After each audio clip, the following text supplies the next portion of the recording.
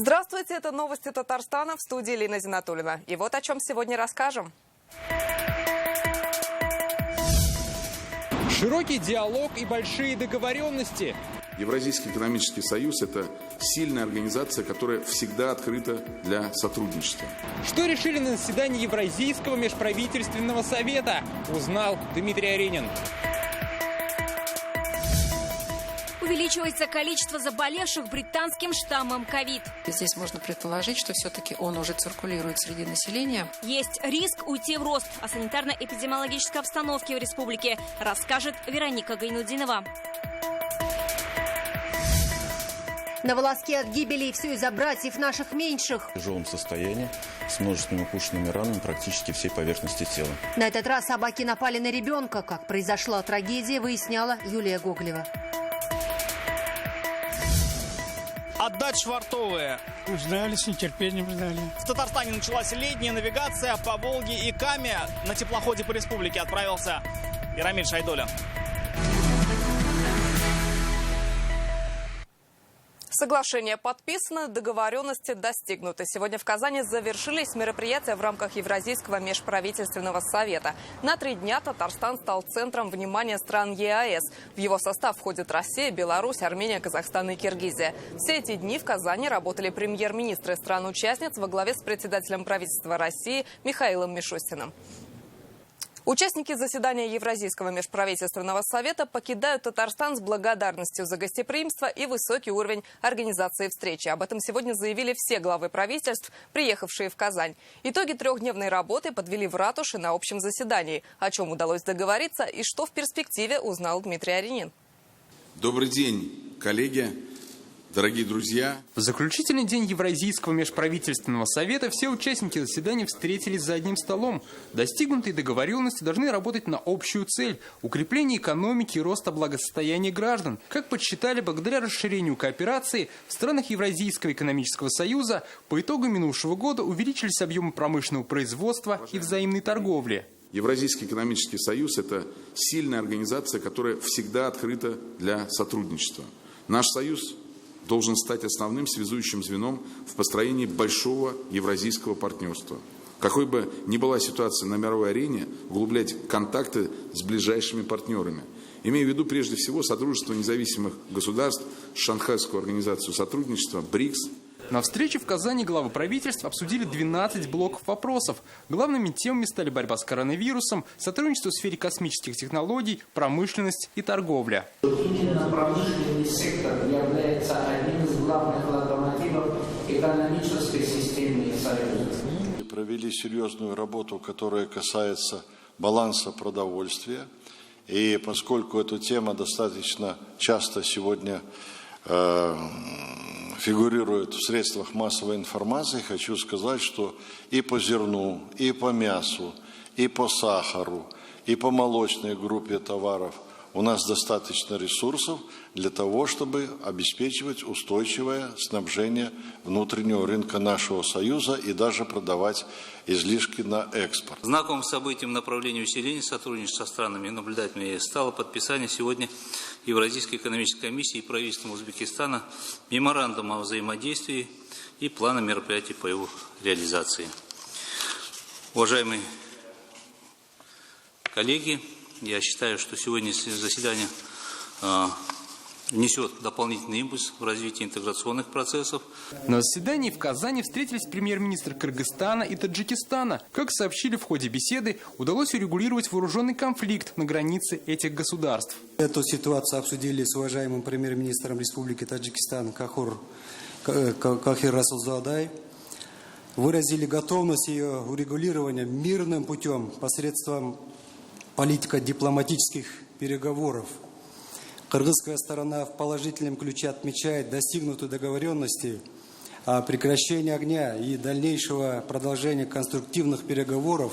Все главы правительств отмечают, столица Татарстана снова порадовала гостеприимством и высоким уровнем проведения международного события. Они лично поблагодарили за это Рустама Минниханова, который принял участие в расширенном заседании. Традиционное русское, татарское гостеприимство и высокий уровень организации нашего мероприятия. Так же, как заявили сегодня, в ближайшем будущем необходимо выработать единую стратегию санитарной и эпидемиологической безопасности. Следующее заседание Евразийского межправительственного совета состоится в Кыргызстане на берегу озера Иссык-Куль. Дмитрий Оригин, Вадим Ларионов, ТНВ, Казань. Рустам Минниханов сегодня принял участие в расширенной встрече премьера России Михаила Мишустина с вице-премьером Туркменистана Сердаром Бердымухамедовым. Это первое участие туркменской стороны в заседании Евразийского межправительственного совета. Они присутствуют в качестве почетного гостя. Михаил Мишустин и Сердар Бердымухамедов обсудили культурные, гуманитарные и экономические взаимоотношения стран. Так, в прошлом году взаимный товарооборот достиг рекордного за 5 лет показателя. Почетного гостя. Мы бы хотели придать новый импульс двустороннему взаимодействию, создать необходимые условия для перезапуска перспективных совместных проектов и инициатив в самых разных областях экономики. Туркменистан является стратегическим партнером для Татарстана. Об этом заявил Рустам Минниханов на встрече с Сердаром Бердымухамедовым. В прошлом году товарооборот составил $107 миллионов. Президент Татарстана подчеркнул, что необходимо и дальше работать над увеличением объемов взаимной торговли. Это касается нефтедобычи, машиностроения, энергетики, поставок химической продукции и других направлений. Историко-культурные, духовные узы. И сегодня мы активно ведем торгово-экономическую, образовательную, культурную, спортивную миссию. Татарстан является одним из ведущих промышленно развитых регионов Российской Федерации. И очень важно такие важные долгосрочные партнерские отношения с такими крупными предприятиями, как КАМАЗ, Татнефть, Казанский вертолетный завод. Также сегодня главы правительств Евразийского межправительственного совета в сопровождении президента Татарстана посетили Казань-Экспо. Премьер-министрам рассказали о преимуществах этого выставочного комплекса и его конструктивных особенностях. На специальной экспозиции гостям представили образцы продукции республиканских предприятий – КАМАЗы, автобусы, сельхозтехнику, продукты нефтехимии, шины, автомобили «Аурус». Все, двигатель, коробка, все это отечественное. Кто не был на КАМАЗе, уважаемые председатели правительства, приглашаем. Сегодня в Казань приехал заместитель председателя правительства России Марат Хуснуллин. Вместе с Рустамом Миннихановым он осмотрел введенный в строй многоквартирный дом ЖК МЧС. Его начали строить 10 лет назад. Затем застройщик фонд был признан банкротом. Год назад долгострой долевого строительства был передан Фонду Республики Татарстан по защите прав граждан, участников долевого строительства. Стройку закончили за счет федеральных и республиканских средств. И вот мы договорились, вот у нас все получается. У вас течет. Ой, как вовремя эти деньги. Нам не представляете, если это все распространится на всю страну. Рустам Галеевич, Марат Шкирзанович, Сурайс, по вашему личному участию тут. Вам огромное спасибо от жильцов вообще будущего комплекса. Комплекс большой, из 5 домов. Далее Марат Хуснуллин и Рустам Минниханов осмотрели еще один проблемный долгострой – 57-й дом на улице Достоевского. Объект фирмы «Свей» должны были сдать еще в 2005 году. Однако строительные работы были приостановлены, застройщик был признан банкротом. После передачи республиканскому фонду дом введут в эксплуатацию в ближайшее время.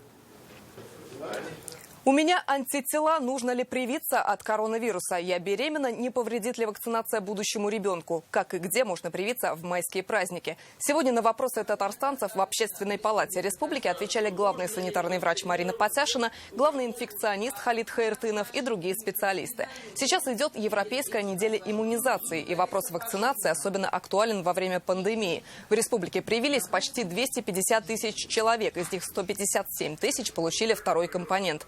Марина Потяшина отметила, по-прежнему в зоне риска люди старше 60 лет. Им нужно вакцинироваться в первую очередь. Халид Хаиртынов напомнил, что все 3 вакцины, которые сейчас есть в республике, защищают от разных штаммов вируса.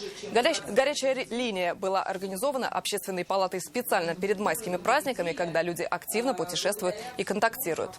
Ситуация и с нашими соседями, близлежащими государствами, к сожалению, не выправляется. Местами она становится становится хуже, и поэтому уровень ответственности каждого за свое здоровье, уровень ответственности конкретных людей, в том числе не только медиков в данном случае, а именно всего гражданского сообщества, сегодня должна быть все-таки на таком уровне, чтобы мы действительно могли победить эту болезнь. Все вакцины эффективны, все вакцины безопасны. Поэтому не надо здесь долго как-то, сопротивляться, раздумывать, какой вакциной привиться. Нужно привиться той вакциной, которая имеется в медицинском учреждении. На сегодня все 3 вакцины поступили в медицинские учреждения Республики Татарстан. Вакцины российского производства пользуются большим спросом за рубежом. Главы правительств стран ЕАЭС в Казани просили Михаила Мишустина о предоставлении препарата. Первая партия уже поступила в Кыргызстан. Вакцинация спутником Ви началась также в Узбекистане. Премьер-министр этой страны Абдулла Арипов на встрече с Михаилом Мишустиным сообщил, что они заинтересованы в увеличении поставок российской вакцины и просил рассмотреть возможность ее производства у себя в стране. В Таджикистане же вакцинируется препаратом британско-индийского производства.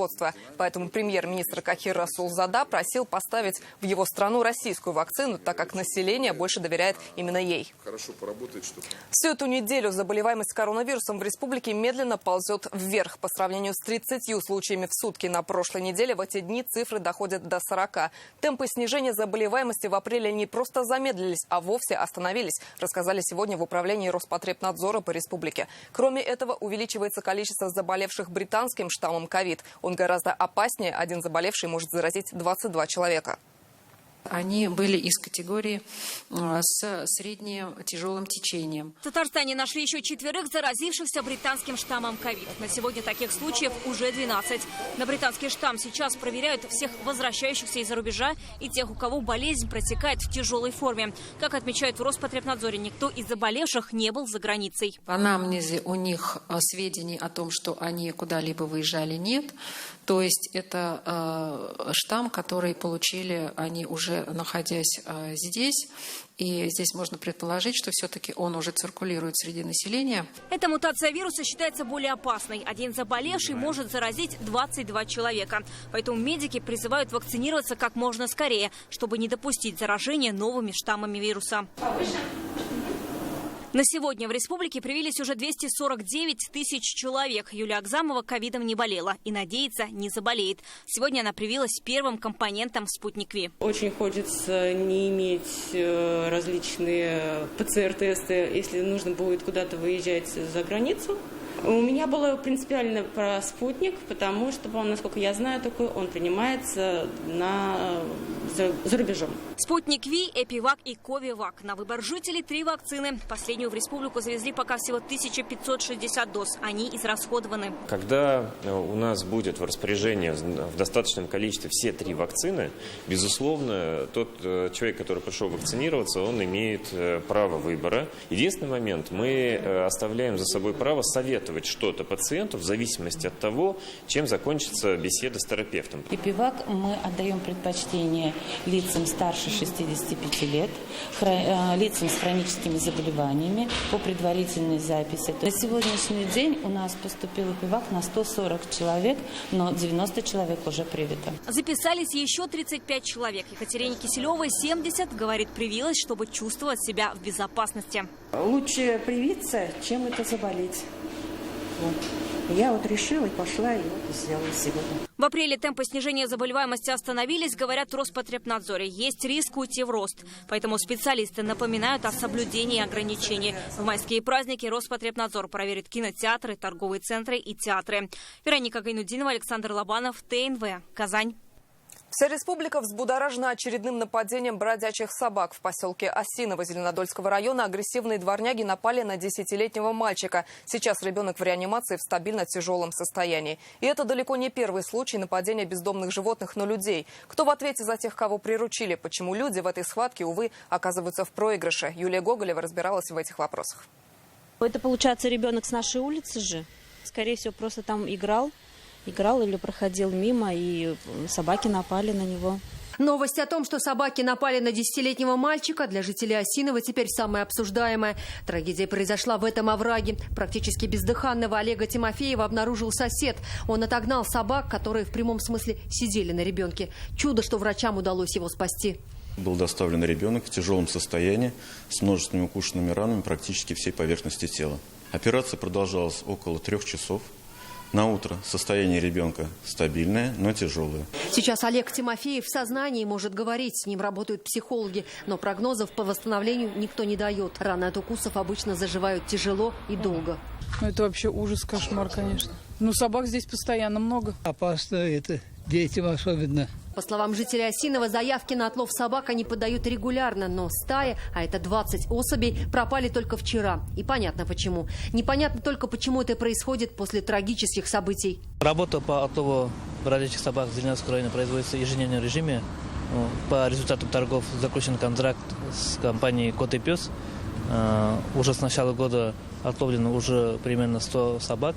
20 только за вчерашний вечер. Это приют, он же центр передержки животных той самой компании «Кот и пес», с которой у Зеленодольского района заключен контракт. Работают не первый год. Как и по всей стране, ловят, прививают от бешенства, стерилизуют и отпускают четвероногих на свободу. Доживать оставляют лишь тех, кто уже в приюте проявляет агрессию, но таких единицы. Мы до тех краев, где сам мальчика покусали, особо не доезжали.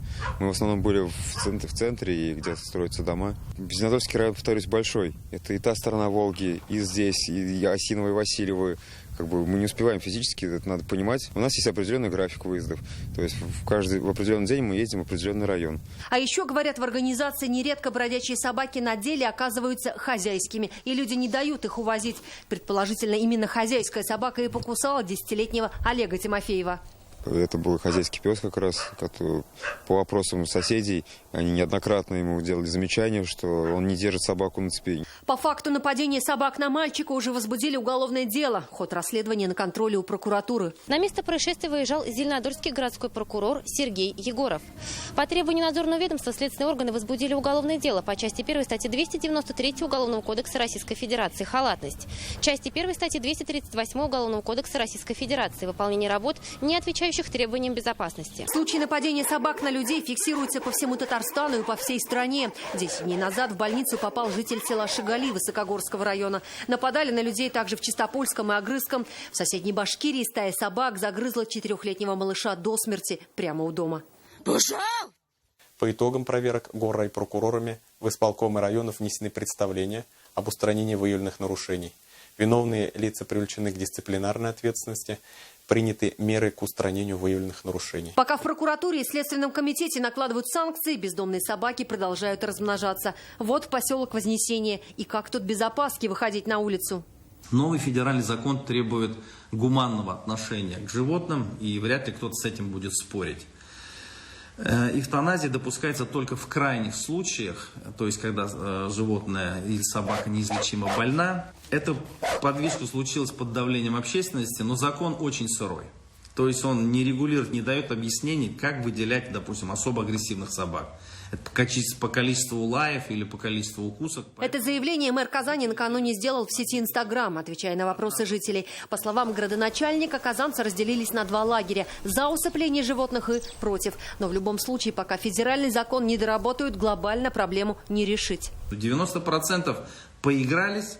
Домочадцы, там, младшие дети попросили подарок на день рождения или там, на очередной выходной, побаловались, а потом выпустили на улицу. Вот нам владелец должен во всем нести ответственность за домашнее животное. Поэтому здесь поправки сейчас разрабатываются. Жители сел и деревень, в которых уже произошли трагедии, поправок к закону ждать не намерены. По нашей информации, в той же Башкирии, где загрызли 4-летнего мальчика, тем же вечером всех собак перестреляли. Если у стаи собак было агрессивное поведение, то однозначно усыплять всю стаю, весь клан. То есть и дальше так невозможно уже. Как бы мы живем по этой улице, нам как-то надо дальше жить. Пока собаки представляют смертельную угрозу, власти ссылаются на сырой закон, приюты на отсутствие финансирования и большой объем работы, люди вынуждены спасаться сами. Вот кадры из той же Башкирии. Комментарии тут излишни. Юлия Гоголева, Салават Мухаммадуллин, Марат Зайдуллин, ТНВ, Татарстан. Ущерб на миллиард, 50 обысков в 5 регионах. Что известно о деле несертифицированных КАМАЗов, читайте в интернет-газете «Реальное время».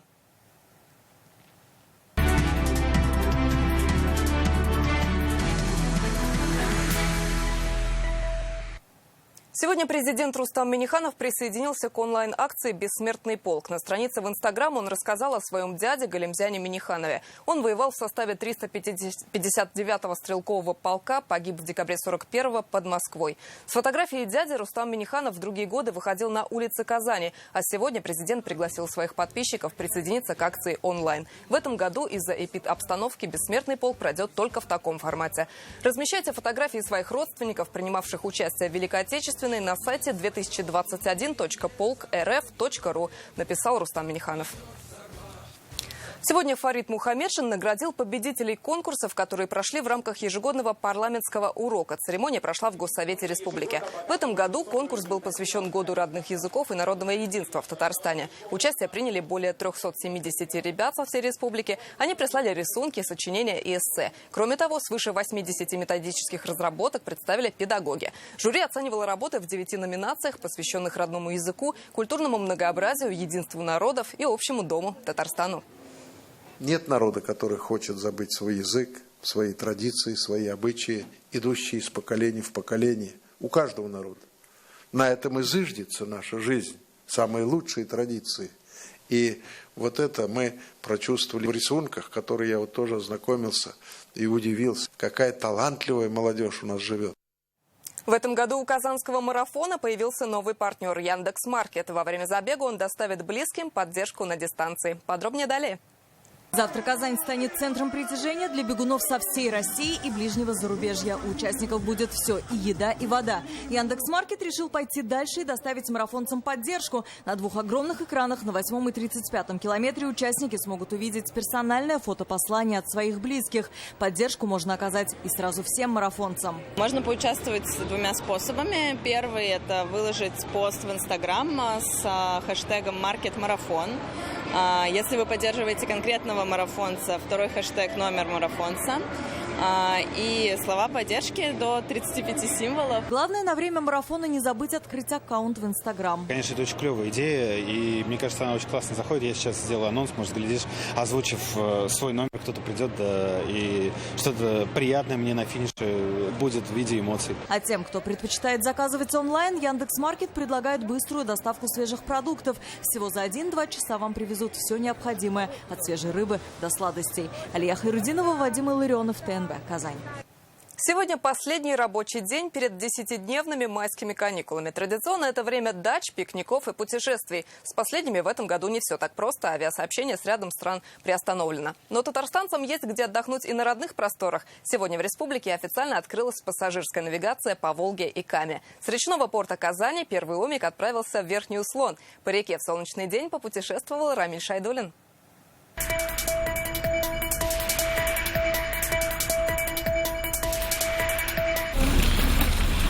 В руках чемоданы, саженцы и садовый инвентарь. С 7 утра к речному порту подтягиваются казанцы, чтобы успеть на теплоход. Здесь открывают речную навигацию, а значит и дачный сезон для горожан. С нетерпением ждали. Зима длинная. Поедем сегодня, будем копать землю. До Нижнего Услона и 1 раз стоит. Указ ажиотаж. Билеты раскупают перед самым отправлением. Их стоимость остается неизменной вот уже 3 года. Нынешняя весна не стала исключением. Тарифы те же самые, копейка в копейку. Бензин сколько стоит? Вот нам, студенцы, ехать туда-обратно 10 литров. А здесь вот 40 рублей 50 копеек. Пассажиры садятся на борт, команда теплохода отдает швартовые, судно начинает движение. И вот так отправляется первый теплоход, и так начинается летняя навигация с маршрута Казань. Вот она за горизонтом до Верхнего Услона. До него тоже уже рукой подать. Дорога занимает примерно полчаса. Вот первый рейс пошли. Эту фразу второй капитан теплохода Юрий Михайлов произносит уже в 50-й раз. Полвека за штурвалом. Волга стала родной, а маршруты выучены на зубок. Полчаса до Верхнего Услона, 45 минут до Печищ. Маршрут не меняется. Прежними остались и остальные направления.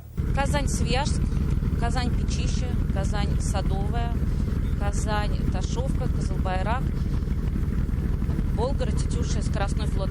И надеемся запустить скоростной до Свияжска. В это же самое время по Каме через Елабугу и Нижнекамск вышел другой теплоход, уже из набережных Челнов. Его конечная остановка на станции Соколка. Рамиль Шайдуллин, Шад Мухаметов, ТНВ, Казань. А на этом пока все. Всего доброго и до встречи в следующих выпусках.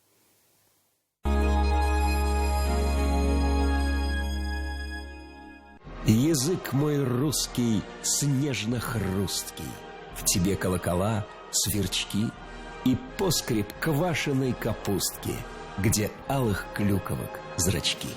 Евгений Евтушенко.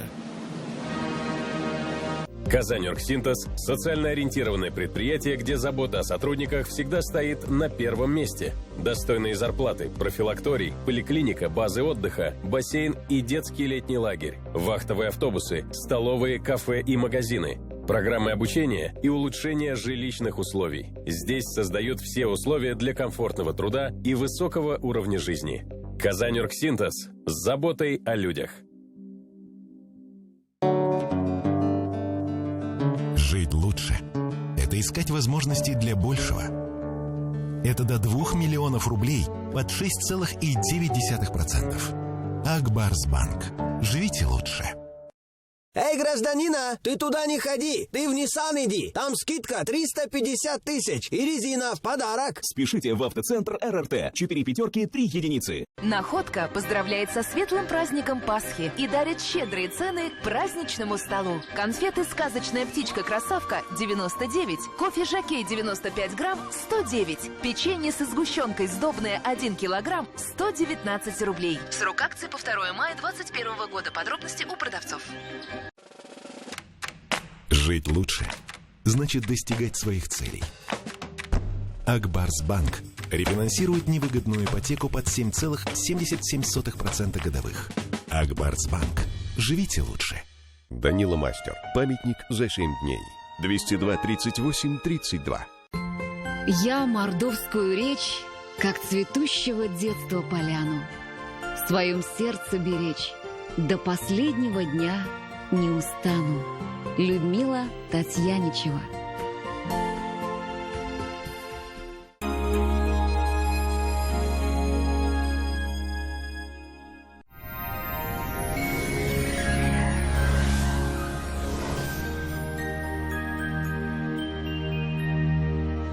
Здравствуйте.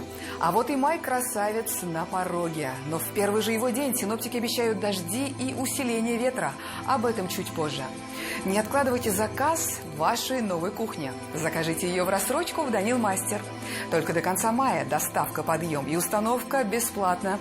3D-проект кухни в день обращения. Звоните 2-167-166. По данным сервиса Яндекс.Погода, 1 мая на юго-востоке в Бугульме, Бавлах, Азнакаево небо вновь затянет облаками. Прольются дожди, но температура сохранится повышенной, ночная температура тоже стала выше. Ожидаются дожди в Нижнекамске, Набережных Челнах, Елабуге. Дневная температура плюс 17. Погода пока не благоволит к долгим гуляниям на природе в майские праздники. На севере Татарстана, в Агрызе, Менделеевске, Актаныше небо также в облаках. Прогнозируются дожди разной интенсивности, но будет довольно тепло, плюс 18. На северо-западе, в Арске, в Кукмаре, Балтаси дожди и порывистый ветер доставят дискомфорт. Но, как известно, у природы нет плохой погоды. В Болгаре, Доржаном, Буинске также прогнозируются осадки и усиление ветра, плюс 14 днем. В центральных районах, в Чистополе, в Альметьевске, Мамадыше синоптики обещают дождь и пасмурную погоду. Станет немного прохладнее. Впереди длинные выходные. Пусть они пройдут в окружении близких, и нестабильная погода не испортит вашего настроения. Ведь уже в воскресенье дожди прекратятся и выглянет солнце. Планируете ремонт или покупку техники? Срочно понадобились деньги? Кредит наличными на любые цели от Акбарсбанка. Подача заявки онлайн и предварительное решение за 5 минут. Жить лучше – это искать возможности для большего. Это до 2 миллионов рублей под 6,9%. Акбарсбанк. Живите лучше. В субботу в Казани облачная погода с прояснениями, пройдут дожди. Температура воздуха 12 градусов выше нуля. Ветер южный, порывистый, при дожде с усилениями. Атмосферное давление ниже нормы, влажность воздуха повысилась до 76%. Магнитное поле Земли спокойное. О погоде все. В студии была Лейла Латыпова. Всего доброго и до свидания.